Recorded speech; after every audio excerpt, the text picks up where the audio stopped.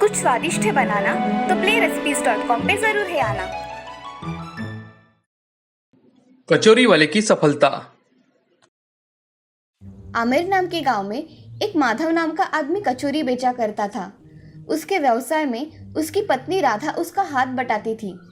माधव दिन भर बहुत मेहनत करके कचौरी बनाता और बेचा करता था। राधा उसे घर से सारा सामान तैयार करके देती थी। माधव की रेडी के सामने सुंदर नाम के आदमी की पाव भाजी की रेडी थी। उसकी रेडी पर भी लोग आया करते थे, मगर माधव के हाथ की बनी कचौरी खाना लोग ज़्यादा पसंद किया करते थे। एक दिन माधव की 50 कचौरियाँ दिन में खत्म हो गई, इसलिए माधव राधा से, राधा, मुझे कल ज्यादा सामान बना कर देना। आज के सामान की कचौरियाँ दिन भर में ही खत्म हो गई, इसलिए कल से 100 कचौरियों का सामान बना कर देना। ठीक है, मैं कल से ज़्यादा सामान बना कर दिया करूँगी। चलो अब खाना खाते हैं, मुझे जोर से भूख लगी है। चलिए। राधा खाने की थाली परोसती है, तभी माधव आकर खाना खाने बैठ जाता है। दोनों का खाना हो जाने के बाद दोनों जल्दी सो जाते हैं। अगले दिन राधा 100 कचौरियों को लगने वाला सामान बनाकर रखती है। माधव सब सामान अपनी रेडी पर लेकर चला जाता है। माधव पूरे दिन कचौरी बनाकर बेचता है। उसकी बहुत सारी कचौरियाँ आज बेची जा चुकी थी। उसकी 20 कचौरियों का सामान बचा था, इसीलिए माधव मन में सोचता है, अगर मैं थोड़ी देर और रुकूं तो कचौरियाँ शायद बिक जाए। ऐसा सोचकर वो राधा को फोन लगाता है। तभी माधव राधा से, राधा, कचौरियों का थोड़ा सामान बचा हुआ है। मैं सोच रहा हूँ कि थोड़ी देर और यहाँ रुककर फिर घर पर आता हूँ। जी, जैसा आपको ठीक लगे। ठीक है। ऐसा कहकर माधव फोन रख देता है। फोन रखने के बाद आधे घंटे में माधव के रेडी पर एक आदमी 10 कचौरियाँ लेने आता है। वो आदमी माधव से, अरे भाई, 10 गर्मा गर्म कचौरियाँ बना कर देना जरा मुझे। जी, अभी देता हूँ। ऐसा कहकर माधव 10 कचौरियाँ बनाकर उस आदमी को दे देता है। वो आदमी जाने के बाद उसके पास सिर्फ 10 कचौरियों का सामान बच जाता है, इसीलिए माधव मन में सोचता है कि 10 तो मैंने बेच दी, अब 10 बाकी है, किसी को दे देता हूँ। वैसे भी आज बहुत अच्छा धंधा हुआ है। ऐसा मन में सोचकर माधव रेडी निकालता है और घर जाने के लिए निकलता है। थोड़ी दूर चलने के बाद उसे एक पेड़ के नीचे कोई बैठा दिखाई देता है। माधव उसके पास चला जाता है और देखता है कि एक बूढ़ा आदमी पेट पकड़े हुए बैठा था। बाबा, आप ऐसे क्यों बैठे हो? बेटा, मुझे बहुत भूख लगी है, इसलिए मैं ऐसे बैठा हूँ। भूख के कारण मेरे पेट में बहुत दर्द हो रहा है। बेटा, बाबा, आप यही रुको, मैं अभी आता हूँ। माधव जल्दी जाकर उसके साथ 4 कचौरियाँ लेकर आता है और बाबा को खाने के लिए देता है। माधव बूढ़े आदमी से, बाबा, आप ये कचौरियाँ खा लीजिए, और चाहिए हो तो और बना कर देता हूँ। नहीं बेटे, मेरे लिए तो यही काफी है। ऐसा कहकर बूढ़ा आदमी वो कचौरियाँ खाकर माधव को ढेर सारा आशीर्वाद दे देता है। तभी बूढ़ा आदमी आंखें बंद करता है और उसके हाथों में सोने के सिक्कों से भरी पोटली आ जाती है। बूढ़ा आदमी वो पोटली माधव को देकर, बेटे, ये लो, तुम्हारे लिए। मुझे ये नहीं चाहिए बाबा। बूढ़ा आदमी अब अपने असली भूत के रूप में आ जाता है और माधव से, माधव, आज इतने दिनों बाद मैंने खाना खाया। अब तक मुझे किसी ने खाना नहीं खिलाया। मैं तुमसे बहुत खुश हूँ, इसलिए ये तुम्हें उपहार के तौर पर दे रहा हूँ। तुम हर रोज मुझे कचौरियाँ लाकर खिलाया करो, मैं तुम्हें बहुत सोना दूंगा। बाबा, मगर मुझे इसकी कोई जरूरत नहीं है, मैं आपको ऐसे ही हर रोज कचौरी खिलाऊंगा। माधव, मैं खुश होकर तुम्हें ये दे रहा हूँ, तुम इसे रख लो। ठीक है बाबा। माधव वो पोटली लेकर भूत से, बाबा, आप मुझे यहाँ हर रोज मिलेंगे? हाँ, मैं तुम्हें हर रोज यहाँ मिलूंगा, मगर याद रहे, तुम्हें हर रोज मुझे कचौरियाँ खिलानी होंगी। ठीक है बाबा, मैं आपको हर रोज कचौरी खिलाऊंगा। अब मैं चलता हूँ। अब माधव घर जाने के लिए निकलता है। माधव घर पहुंचकर अपनी पत्नी राधा से, राधा, ये लो सोने के सिक्कों की पोटली। आप ये कहाँ से लेकर आए? इसमें सच में सोना है? राधा, मुझे आज एक पेड़ के नीचे एक बूढ़ा आदमी दिखा। वो बहुत भूखा था, इसलिए मैंने उसे कचौरियाँ खिलाई, तो उसने मुझे ये सोने से भरी पोटली दी और उसने बताया कि वो एक भूत है। इतने दिनों से उसे किसी ने खाना नहीं खिलाया, इसलिए उसने खुश होकर मुझे ये सोने के सिक्कों की पोटली दी है और हर रोज खाना देने के लिए कहा है। आप उन्हें कचौरियाँ दीजिए, मगर संभल के, हमें ज्यादा सोना भी नहीं चाहिए। हाँ, मैं ध्यान रखूंगा। ऐसा कहकर माधव और राधा खाना खाकर सो जाते हैं। अब माधव अगले दिन कचौरियाँ बेचने चला जाता है। तभी उसे फिर से रात को भूत दिखाई देता है और उससे कचौरियाँ खाकर फिर से सोने की पोटली देकर चला जाता है। अब ऐसे ही दिन बीत रहे थे। माधव अब बहुत धनवान बन गया था। उसने अपना खुद का दुकान खरीद लिया था। खुद के घर को बहुत बड़ी हवेली बना दी थी। ये सब उसके पड़ोस में रेडी लगाने वाला सुंदर देख रहा था। उसे ये सब जरा अजीब लग रहा था। ये माधव अचानक कैसे इतना अमीर बन गया? इसने दुकान भी खरीद लिया और घर भी बहुत बड़ा बनाया है। पता करना पड़ेगा क्या चल रहा है इसका। अब सुंदर ने माधव पर नजर रखना शुरू कर दिया। माधव एक दिन घर जा रहा था, तभी पेड़ के नीचे भूत दिखाई दिया। माधव के साथ भूत उसके घर गया और माधव के हाथ से बनी कचौरियाँ खाने लगा। ये सब बाहर खड़ा सुंदर देख रहा था। तभी उसने देखा कि भूत ने एक सोने के सिक्कों से भरी पोटली माधव को दे दी। ये सब देख सुंदर हक्का बक्का रह गया और मन ही मन में, अच्छा तो ये बात है। ये माधव इस तरह से मालामाल हो गया है। इस भूत का कुछ ना कुछ तो इंतजाम करना ही पड़ेगा। सुंदर वहां से निकल जाता है और उसे रास्ते में वही पेड़ दिखा जो कि उस भूत की रहने की जगह थी। तभी सुंदर घर जाकर अपनी पत्नी से, सुमति, सुनती हो? जरा बाहर आओ। जी कहिए, क्या हुआ? सुंदर ने अपने आंखों से देखी हुई सब बात सुमति को बता दी और सुंदर ने सुमति से कहा, सुमति, मैं सोच रहा हूँ कि अगर हम उस पेड़ को ही काट डाले तो भूत वहां रह ही नहीं सकता और माधव को पैसे भी नहीं मिलेंगे। कैसा लगा मेरा आइडिया? विचार अच्छा है। चलिए हम अभी जाकर उस पेड़ को काट डालते हैं। वो भूत हमें कुछ करेगा नहीं ना? चलो, वो भूत हमें कुछ नहीं करेगा।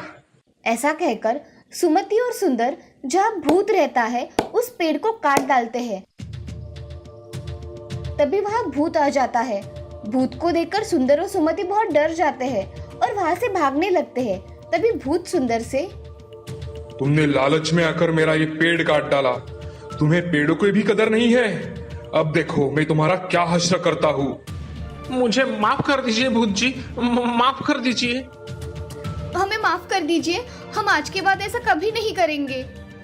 तुम ऐसा करने के लिए अच्छे तो रहने चाहिए ना। ऐसा कहकर भूत अपने जादुई शक्तियों से उन्हें बकरी में परिवर्तित कर देता है। अब भूत बहुत हंसने लगता है और कहता है, बुरे लोगों के साथ ऐसा ही होना चाहिए। अब तुम दोनों खाने के लिए भटको और खाने की तलाश में किसी का खाना बन जाओ। ऐसा कहकर भूत दूसरे पेड़ पर चला जाता है। सुंदर और सुमति बकरी बन जाते हैं। उन्हें उनके बुरे कर्मों का फल मिल जाता है। इस कहानी से हमें ये सीख मिलती है कि जिंदगी में लालच नहीं करना चाहिए। लालच से हमेशा इंसान का नुकसान ही होता है। धर्मपुर नाम के गांव में सुहास नाम का एक आदमी रहा करता था। वो खेत में काम करके अपने घर का गुजारा किया करता था। सुहास के पत्नी का नाम था शांता और लड़के का नाम था राहुल। राहुल एक 10 साल का लड़का था। वो स्कूल में जाया करता था। उसे खेलकूद बड़ी अच्छी लगती थी। वो स्कूल हो जाने के बाद अपने खेत में चला जाता था। उसे खेतों में जाकर खेलने में बड़ा मजा आता था। एक दिन सुहास कुछ काम होने के कारण दूसरे गांव चला जाता है। उस दिन राहुल अपने दोस्तों के साथ खेत में पतंग उड़ा रहा था। उनका पतंग उड़कर काजू के पेड़ में अटक गया और राहुल और एक लड़का पेड़ पर चढ़कर पतंग निकालने की कोशिश करने लगे। मगर पतंग निकालते समय राहुल का पैर फिसल जाता है और राहुल पेड़ से नीचे गिर जाता है। उसके सिर पर गहरी चोट आ जाती है। तभी आसपास के खेत के लोग जमा होते हैं और राहुल को उठाकर अस्पताल लेकर चले जाते हैं। तभी राहुल के घर पे कुछ बच्चे जाकर शांता को सारी बात बता देते हैं। शांता जल्दी जल्दी में अस्पताल चली जाती है। तभी शांता, डॉक्टर साहब क्या हुआ है मेरे राहुल को? राहुल के सर पर गहरी चोट आने की वजह से उसका अभी ऑपरेशन करना पड़ेगा। क्या ऑपरेशन? हाँ, जल्दी फैसला लीजिए। ये अभी आ जाएंगे डॉक्टर, मैं आपको बताती हूँ। जी। थोड़ी देर बाद सुहास घर पर आ जाता है। उसे घर पर कोई ना दिखने के कारण वो चिंतित हो जाता है। सुहास पड़ोसियों से पूछता है, अरे रामलाल, शांता और राहुल कहाँ चले गए? कुछ बता के गए हैं क्या? अरे भाई सुहास, तुम्हारा बेटा आज खेत में खेलते समय पेड़ से गिर गया और उसके सर पर गहरी चोट आई है। तुम जल्दी अस्पताल में जाओ, भाभी भी वही है, तुम जल्दी अस्पताल जाओ भाई। हाँ, मैं अभी जाता हूँ। सुहास अस्पताल चला जाता है। वहां जाकर शांता को देखकर उससे पूछता है कि शांता, राहुल कहाँ है और कैसा है राहुल? शांता सुहास को देखकर जोर जोर से रोने लगी। शांता, क्या हुआ है, मुझे जल्दी बताओ। हमारे राहुल का ऑपरेशन करवाना है, उसके सिर पर गहरी चोट आई है। मैं डॉक्टर से बात करता हूँ, तुम शांत हो जाओ। सुहास डॉक्टर के पास चला जाता है और डॉक्टर से, डॉक्टर साहब, मेरे बेटे राहुल को क्या हुआ है डॉक्टर साहब? राहुल के सर पर गहरी चोट आने के कारण हमें उसका ऑपरेशन करना पड़ेगा। डॉक्टर साहब, इस ऑपरेशन का खर्चा कितना आएगा? खर्चा 2 लाख तक आएगा और जितने जल्दी ऑपरेशन होगा उतना ही अच्छा होगा। डॉक्टर साहब, आप ऑपरेशन की तैयारी शुरू कर दीजिए, मैं पैसों का इंतजाम करके आता हूँ। जी ठीक है। सुहास अब मन ही मन सोचने लगा। इतने सारे पैसे कहाँ से लाऊं अब मैं? कुछ सोचकर वो अपने गांव के साहूकार के पास चला जाता है और साहूकार शरद सिंह से, सेठ जी, मुझे आपसे कुछ काम था। अरे कहो सुहास, क्या काम था? शरद सिंह जी, मुझे 2 लाख रुपए की सख्त जरूरत है। मेरे बेटे का ऑपरेशन करना है, कृपया मुझे पैसे दे दो। जी लेकर जाओ, तुम्हें सिर्फ अपनी जमीन मेरे पास गिरवी रखनी होगी। सुहास मन में सोचकर घर चला जाता है और अपने जमीन के कागज लेकर शरद सिंह के पास आ जाता है। तभी सुहास, शरद सिंह जी, ये लीजिए मेरे जमीन के कागजात, मुझे अब तो पैसे मिल सकते हैं ना? हाँ हाँ सुहास, अभी लेकर आता हूँ। शरद सिंह घर में जाकर 2 लाख रुपए लेकर आता है और सुहास के हाथ में रख देता है। तभी सुहास उसे धन्यवाद कहकर वहां से चला जाता है। अब सुहास जल्दी जल्दी में अस्पताल जाकर अस्पताल में पैसे जमा करवा देता है और बाहर शांता के पास बैठ जाता है। कुछ समय बाद डॉक्टर राहुल का ऑपरेशन करके बाहर आ जाते हैं। डॉक्टर, कैसा है राहुल? ऑपरेशन सक्सेसफुल रहा, अब राहुल खतरे के बाहर है। थोड़े ही दिनों में आप राहुल को घर ले जा सकते हैं। धन्यवाद डॉक्टर साहब। ऐसा कहकर सुहास शांता राहुल के पास चले जाते हैं। थोड़े ही दिनों में राहुल स्वस्थ होकर घर चला आता है। उन दिनों सुहास खेत में बहुत देर तक काम करने लगता है। तभी राहुल अपनी माँ से, माँ, पिताजी इतने समय खेत में काम क्यों करते हैं? पहले तो इतने समय नहीं काम किया करते थे। बेटा, तुम्हारे ऑपरेशन को ज्यादा पैसे लगे हैं ना, इसीलिए तुम्हारे पिताजी ज्यादा काम कर रहे हैं। ये सब सुन राहुल उदास हो जाता है। उसी दिन राहुल के घर शरद सिंह आते हैं। उन्हें देख राहुल, आपको कौन चाहिए? सुहास कहाँ पर है? मुझे उससे काम था। पिताजी घर पर नहीं है, आप मुझे बताइए, मैं उनको बता दूंगा। पिताजी घर पर आए तो उन्हें बताना, शरद सिंह ने जल्दी पैसे लौटाने के लिए बोला है। कैसे पैसे लौटाने हैं? तुम्हारे ऑपरेशन के समय तुम्हारे पिताजी ने मुझसे लिए थे, वही पैसे याद दिलाने के लिए आया हूँ। तुम्हारे पिताजी आए तो उन्हें बता देना, मैं चलता हूँ। जी। अब राहुल सोच में डूब जाता है और सोचते सोचते अपने घर में चला जाता है। घर में जाते ही वो सारी बातें अपनी माँ को बता देता है और अपनी पढ़ाई करने बैठ जाता है। पढ़ाई होने के बाद राहुल दोस्तों के साथ खेलने ना जाकर खेत में अपने पिताजी के पास जाने के लिए निकलता है। तभी उसे रास्ते में एक साधु दिखाई देते हैं। राहुल साधु से, प्रणाम साधु बाबा। बेटे, मुझे बहुत भूख लगी है, क्या तुम मुझे कुछ खाने के लिए दे सकते हो? ठीक है साधु बाबा, मैं अभी आपके लिए कुछ लेकर आता हूँ। खेत पास में ही था, इसीलिए राहुल भागते हुए अपने खेत में गया और वहां से कुछ काजू के फल तोड़कर साधु बाबा के लिए लेकर आया। राहुल साधु बाबा से, बाबा, ये हमारे खेत के काजू के फल है, आप खाकर देखिए। साधु बाबा वो फल खाकर तृप्त हो जाते हैं और राहुल से, बेटे, तुमने मेरी भूख मिटाई है, इसलिए मैं तुम्हें ये जादुई काजू का बीज देता हूँ। इसे अच्छी जगह लगाना और इसकी अच्छे से देखभाल करना, ये तुम्हारी सारी समस्या दूर कर देगा। तुम इसे जो चाहे वो मांग सकते हो। धन्यवाद साधु बाबा। ऐसा कहकर राहुल साधु बाबा के पैर पड़कर उनसे आशीर्वाद लेता है और वो जादुई काजू का बीज लेकर अपने घर चला आता है। घर आकर राहुल उस बीज को अपने आंगन में लगा देता है। अगले दिन देखता है तो उस बीज की जगह आज एक छोटा पौधा उगा हुआ है। ये देख राहुल बहुत खुश हो जाता है और 5 ही दिन में वो बीज का बड़ा पेड़ तैयार हो जाता है। उस काजू को पेड़ को देख सुहास शांता से, अरे शांता, ये काजू का पेड़ अचानक हमारे घर के सामने किसने लगाया है? और ये 3-4 दिनों में कितना बढ़ रहा है, देखा तुमने? हाँ, ये कोई साधारण पेड़ नहीं लगता, ये तो कोई जादुई पेड़ लगता है। ऐसे दोनों की बातें हो रही थी, तभी राहुल वहाँ आ जाता है और राहुल अपनी माँ पिताजी से, माँ, पिताजी, मुझे एक साधु बाबा ने जादुई काजू का बीज दिया था। ये उसी बीज का जादुई पेड़ है। हम इससे कुछ भी मांग सकते हैं। ये हमारी सारी इच्छा पूरी कर देता है। क्या कह रहे हो राहुल तुम? मैं सच कह रहा हूँ पिताजी, मुझ पर विश्वास कीजिए। ऐसा कभी होता है क्या बेटा? ये सब कहानियों में होता है। रुको माँ, मैं इस पेड़ से कुछ मांग कर देखता हूँ। ऐसा कहकर राहुल उस पेड़ से कहता है, हे जादुई पेड़, मुझे अभी 10,000 रुपए चाहिए। तभी पेड़ से एक दिव्य प्रकाश आकर 10,000 रुपए आ जाते हैं। उन रुपयों को देख सुहास और शांता चौंक जाते हैं और वो नोट असली है या नहीं ये देखने के लिए हाथ में लेते हैं। वो नोट असली होते हैं। ये सब देख सुहास और शांता बहुत खुश हो जाते हैं और उन पैसों को लेकर पेड़ को प्रणाम करते हैं। अब उस पेड़ से एक साथ 2 लाख रुपए मांगकर सुहास शरद सिंह का कर्जा चुका देता है और उससे अपने जमीन के कागजात वापस ले आता है। अब उस पेड़ की वजह से उनके घर में सुख समृद्धि आ गई थी। एक दिन सुहास उस पेड़ से, हे जादुई पेड़, तुम्हारी वजह से मैं आज कर्ज मुक्त हो पाया। तुम्हारा बहुत बहुत धन्यवाद। तभी उस जादुई पेड़ से आवाज आती है, सुहास, अब तुम्हारी सारी समस्या दूर हो गई है, तो मैं चाहता हूँ कि तुम ऐसे ही जरूरतमंदों की मदद करो और उनकी सहायता करो। मैं जरूरतमंदों की सेवा करूंगा और उनके दुख में उनका साथ दूंगा। हम दोनों बाप बेटे मिलकर सभी गांव वालों की बहुत सेवा करेंगे। अब सुहास और राहुल उस गांव में गरीबों की मदद किया करते थे और जरूरतमंदों की जरूरतें पूरी किया करते थे। ये सब जादुई काजू के पेड़ की वजह से हुआ था। अब उनके गांव में खुशहाली छाई थी। इस कहानी से हमें ये सीख मिलती है कि कठिन परिस्थिति में हमेशा दूसरों की मदद करनी चाहिए और हमेशा दूसरों को सहायता करना चाहिए।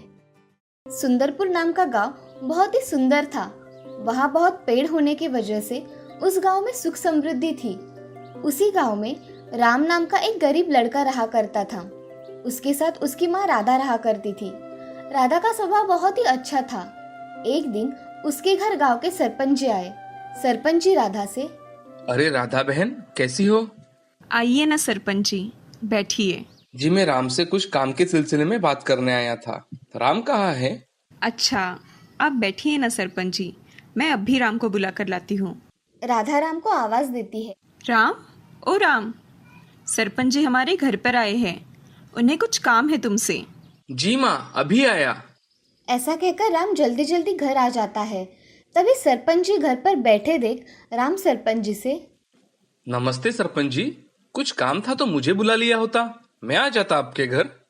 अरे नहीं राम, मैं यहाँ से जा ही रहा था, इसलिए सोचा तुमसे बात करता चला जाऊँ। बोलिए ना सरपंच जी, मुझे क्या काम करना है? राम, तुम्हें पता है ना कि मेरे खेतों में कितने सारे आमों के पेड़ हैं, मगर उनकी देखभाल करने के लिए कोई नहीं है। मैं चाहता हूँ उन पेड़ों की देखभाल तुम करो और बाजार जाकर आम भी बेचो। ठीक है सरपंच जी, कल से मैं काम पर आ जाऊंगा। ठीक है, फिर मैं चलता हूँ। ऐसा कहकर सरपंच जी राम के घर से बाहर निकल जाते हैं। तभी राम की माँ राम से, राम, सरपंच जी के यहाँ काम अच्छी तरह से करना, काम में कोई कमी नहीं रहनी चाहिए। हाँ माँ, मैं मन लगाकर काम करूंगा। ऐसा कहकर राम अपना काम करने चला जाता है और राधा भी अपना घर का काम करने चली जाती है। अगले दिन राम जल्दी उठकर अपने सारे काम कर लेता है और खेत में जाने के लिए निकल जाता है। तभी राम उसकी माँ से, माँ, मैं खेत में जा रहा हूँ, मेरा टिफिन बन गया है? हाँ, बन गया है, ये लो तुम्हारा टिफिन। मैं चलता हूँ माँ। ठीक है, काम अच्छी तरह से करके जल्दी आना। हाँ माँ। राम खेत में काम करने चला जाता है। राम खेत में जाकर देखता है तो वहाँ सरपंच जी होते हैं। राम सरपंच जी से, नमस्ते सरपंच जी, बताइए मुझे क्या काम करना होगा? राम, तुम्हें इन खेतों को अच्छी तरह से जोतना है और इन आम के पेड़ों के आम अच्छे दाम में बेचने हैं। ठीक है सरपंच जी। राम, अभी मैं चलता हूँ, मुझे गांव में कुछ काम है, वो काम करके आता हूँ। सरपंच जी, आप निश्चिंत होकर अपने काम पर जाइए, मैं यहाँ का संभाल लूंगा। ठीक है। ऐसा कहकर सरपंच जी वहाँ से चले जाते हैं। अब राम खेत में पानी देने का काम, आम के पेड़ों की देखभाल करना, ये सब काम करने लगा। राम ने काम बहुत जल्दी जल्दी सीख लिया था।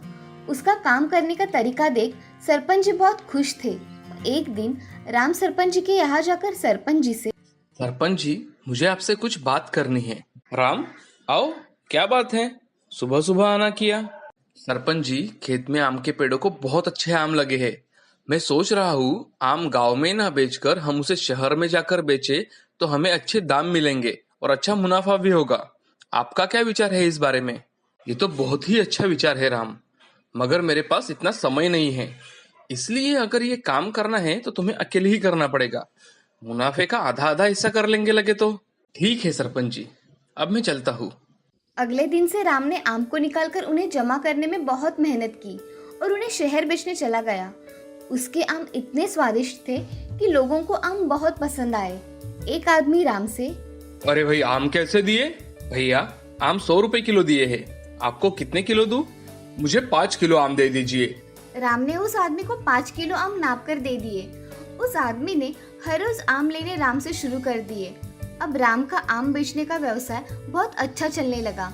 वो हर रोज बेचे जाने वाले आम के आधे पैसे सरपंच जी को दिया करता था। उसकी ईमानदारी देख सरपंच जी बहुत खुश थे। एक दिन सरपंच जी राम से, राम, आम तो बहुत अच्छे दाम में बिक रहे हैं। मुझे तुम्हारी मेहनत पसंद आई। अगले साल के आम तुम ही बेचना, मगर पैसे मुझे एक साथ दे देना। ये किश्तों में देने की जरूरत नहीं है राम। ठीक है सरपंच जी। राम अब घर चला आता है। उसकी माँ को ये खुशखबरी उसे सुनानी थी। वो घर आकर, माँ, कहाँ हो तुम? क्या हुआ है राम? जोर जोर से आवाजें दे रहे हो। माँ, सरपंच जी ने मुझे अगले साल भी उनके खेत के आम बेचने के लिए कहा है। ये तो बहुत अच्छी बात है बेटा। माँ, मैं ये सोच रहा था कि अगर सरपंच जी के खेत के आमों के साथ ही दूसरे किसानों के आम अगर मैं बेचने लेकर गया तो उनका भी मुनाफा हो जाएगा और मेरा भी थोड़ा बहुत मुनाफा हो जाएगा। ये तो बहुत अच्छा विचार है राम। राम अब अगले साल सरपंच जी के खेत के आम के साथ गाँव वालों के आम भी खरीदकर उन्हें शहर के बाजार जाकर बेचा करता था। उसकी मेहनत रंग भी ला रही थी। अब राम ने खुद का अच्छा घर बना लिया था। उसने गांव से शहर जाने के लिए एक गाड़ी भी खरीद ली थी। उस गाड़ी से उसे बड़ी सहायता मिला करती थी। अब राम गांव में एक बड़ा धनवान व्यक्ति बन गया था। उसको सभी लोग आदर से बुलाया करते थे। एक दिन राम सरपंच जी के यहाँ उनका मुनाफा देने के लिए चला जाता है। तभी राम सरपंच जी से, सरपंच जी, आपके खेतों के आम लोगों को बहुत पसंद है। मैं सोच रहा हूँ अगर हमने ऐसे ही आम के और पेड़ आपके खेतों में लगा दिए तो हमें एक जैसे बहुत सारे आम मिल जाएंगे और हमारा मुनाफा और बढ़ जाएगा। राम, तुम्हें जैसा ठीक लगे वैसा ही करो, मेरी कोई आपत्ति नहीं है। सिर्फ जो भी करना ईमानदारी से करना, समझे? हाँ सरपंच जी। ऐसा कहकर राम वहाँ से चला जाता है। रास्ते में उसे गांव का एक गरीब मजदूर शिवा दिखता है। राम उसके पास जाकर उससे पूछता है कि, शिवा, क्या हुआ है तुम्हें? बड़ी चिंता में दिखाई दे रहे हो। मेरे घर में खाने के लिए कुछ भी नहीं है और उसमें ये गरीबी। मेरे पास मेरे जमीन के सिवा कुछ भी नहीं है। मुझे जमीन बेचनी है जिससे मेरे पास कुछ पैसे आ जाए और मैं घर का गुजारा कर सकूं। राम अब उसकी बातों पर सोचने लगा। तब राम शिवा से, शिवा, अगर तुम्हें कोई एतराज ना हो तो मैं तुम्हारी जमीन खरीदना चाहूंगा और तुम मेरे साथ हर रोज काम कर सकते हो। मेरे साथ आम बेचने चल सकते हो। तुम्हें अच्छा काम भी मिल जाएगा और तुम बेरोजगार भी नहीं रहोगे। ठीक है भैया, तुमने मेरी समस्या ही दूर कर दी। अब मैं आपके साथ काम करूंगा। ठीक है, मैं कल आकर तुम्हारी जमीन खरीद लूंगा। जी भैया, आपका बहुत बहुत धन्यवाद। अब मैं चलता हूँ। ठीक है। ऐसा कहकर राम अपने घर चला जाता है। राम की माँ उसकी राह देख रही थी। तभी राम घर आकर अपनी माँ से, माँ, मैंने शिवा की 2 एकड़ जमीन खरीद ली है और उसे मैंने मेरे साथ काम करने के लिए कहा है। बेटे, ये तुमने बहुत अच्छा किया। तुम आगे बहुत तरक्की करो राम। राम माँ के पैर छूके आशीर्वाद लेता है और अगले दिन राम शिवा की जमीन खरीद लेता है और शिवा को उसके यहाँ काम पर रख लेता है। अब राम ने उसके खेत में बड़ा सा गोडाउन बनाकर उसमें अपना आम बेचने का माल रखा और बाकी के खेत में आम के पेड़ लगा दिए। राम उनकी अच्छी तरह से देखभाल किया करता था। कुछ दिनों बाद राम आम का धंधा करते करते बहुत बड़ा आम का व्यापारी बन गया। वो किसानों से आम खरीदकर उन्हें बेचा करता था। इससे किसानों का और राम का भी मुनाफा हुआ करता था। राम की कड़ी मेहनत अब रंग लाई थी। राम अब करोड़पतियों में गिना जा रहा था। उसके गांव को उसके ऊपर गर्व था। उसकी मेहनत पर सरपंच जी भी बहुत खुश थे। राम की मेहनत की वजह से राम अब आम बेचकर करोड़पति बन गया था। इस कहानी से हमें ये सीख मिलती है कि जिंदगी में हमेशा मेहनत करनी चाहिए। मेहनत करने वालों को सफलता हमेशा प्राप्त होती है। मेहनत का फल हमेशा मीठा ही होता है।